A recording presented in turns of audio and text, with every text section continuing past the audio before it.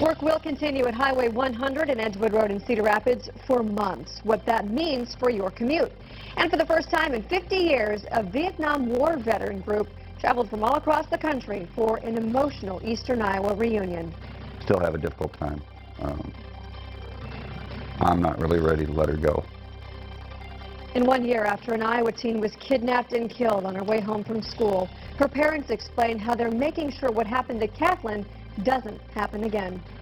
Live in high definition from your 24-hour news source. You're watching KCRG TV 9 First News at 4:30. This is new into the TV 9 newsroom this morning. One person has died outside a Lynn County bar. County emergency officials responded to the Wild Hog Saloon in Walford after midnight this morning. While crews will not confirm a lot of details yet, we do know that one person has died.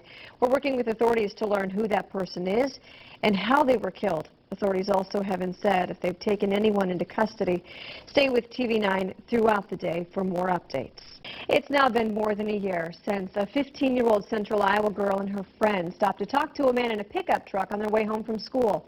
While her 12-year-old friend escaped, Kathleen Shepard's body was found days later in a nearby river.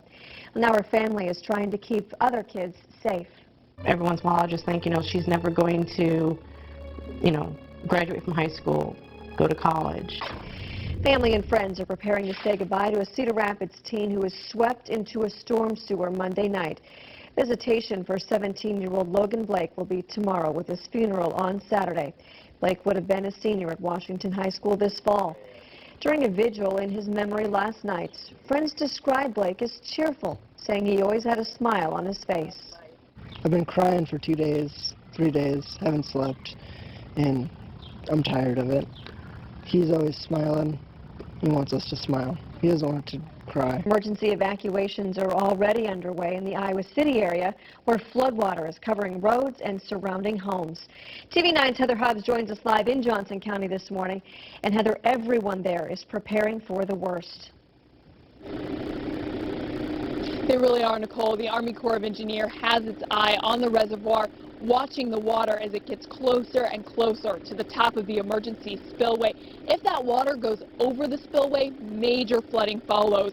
The Corps has boosted output of water. That's why this road behind us here is closed. This typically leads to a campground here on Coralville Lake. The road behind that blockade is now completely covered with water. The circus is an iconic symbol that inspires memories for children and adults alike. And this weekend, the big top's up, and fans are heading to sit ringside in the U.S. Cellular Center. And that's where TV 9's Heather Hobbs joins us live ahead of the Ringling Brothers and Barnum and Bailey Circus tonight. Heather, there's really something for everyone at this new show. Yeah, Ashley, there's so much going on under the big top. Even this morning, we've got jugglers, we've got knife throwing going on behind us. Have her step out of the way so I'm not in danger of hitting anyone. Am I holding this right?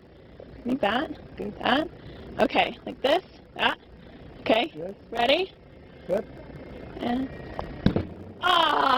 all right, so I clearly need to do a little more practice, but this is just one of many acts you can see under the big top here at the Ringling Brothers Barnum and Bailey Circus at the U.S. Cellular Center this weekend. Ashley? Yeah, well, we'll leave it to the professionals. And Heather, good try. We were all cheering for you here in the studio. Thanks a lot, Heather.